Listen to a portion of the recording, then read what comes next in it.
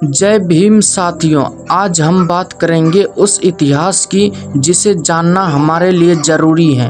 यह कहानी सिर्फ किताबों में नहीं, हमारे खून में लिखी गई है।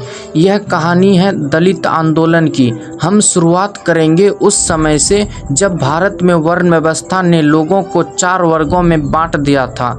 ब्राह्मण, क्षत्रिय, वैश्य और शूद्र। और शूद्रों से भी नीचे रखे गए वो लोग जिन्हें अछूत कहा गया। ये हमारे पूर्वज सदियों तक मंदिर में नहीं जा सके, कुएं का पानी नहीं पी सके और स्कूल में नहीं पढ़ सके।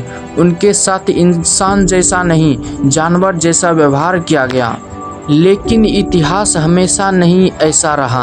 बदलाव तब शुरू हुआ जब कुछ आवाज़ें उठी, कभी संत रैदास के रूप में, कभी कबीर के रूप में और कभी ज्योतिराव फुले के रूप में और कभी सावित्री बाई फुले के रूप में। सावित्री बाई ने दलित और पिछड़े बच्चों के लिए स्कूल खोले। ज्योतिराव फुले ने ब्राह्मणवादी सोच को चुनौती दी। ये आंदोलन की पहली लहर थी। फिर 20वीं सदी आई और एक नाम इतिहास में अमर हो गया, डॉक्टर भीमराव अंबेडकर। वे न सिर्फ भारत के संविधान निर्माता थे बल्कि दलित समाज के मसीहा बन गए। बचपन में अपमान, स्कूल में भेदभाव और जीवन भर जातिगत जंजीरों से लड़ाई, ये सब उन्होंने झेला। लेकिन उन्होंने हार नहीं मानी। अंबेडकर ने कहा, शिक्षित बनो, संगठित रहो और संघर्ष करो। उन्होंने दलितों के लिए राजनीतिक अधिकार, शिक्षा में आरक्षण और समान अवसर की मांग की। साल 1930 में महार सत्याग्रह हुआ, जब दलितों ने पहली बार सार्वजनिक पानी के टैंक से पानी पिया। यह सिर्फ पानी पीने का आंदोलन नहीं था, बल्कि यह बराबरी की लड़ाई का प्रतीक था। इसके बाद 1932 का पूना फैक्ट आया, जिसके दलितों को राजनीतिक प्रतिनिधित्व दिलाया।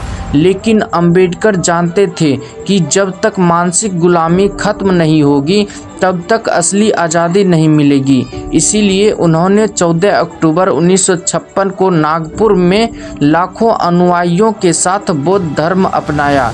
यह घटना सिर्फ धर्म परिवर्तन नहीं थी, यह मानसिक क्रांति थी। हम अब अछूत नहीं हैं, हम बौद्ध हैं। अब भी यह आंदोलन जारी है। हमारे अधिकारों की रक्षा के लिए कानून है, लेकिन ज़रूरी है कि हम अपनी शिक्षा, एकता और जागरूकता से इस आंदोलन को मजबूत करें। दलित आंदोलन का इतिहास हमें यह सिखाता है कि बदलाव कभी भी आसानी से नहीं आता। उसके लिए खून, पसीना और त्याग देना पड़ता है। अगर आज हम पढ़ पा रहे हैं, वोट दे पा रहे हैं और अपने सपनों को पूरा कर पा रहे हैं, तो यह उन महान योद्धाओं की वजह से है जिन्होंने हमारे लिए संघर्ष किया। तो साथियों, यह हमारा कर्तव्य है कि हम इस इतिहास को सिर्फ सुने नहीं, इसे आगे भी बढ़ाएं। याद रखिए, जब तक हम अपने अधिकारों के लिए खड़े नहीं होंगे, कोई और आकर हमें अधिकार नहीं देगा।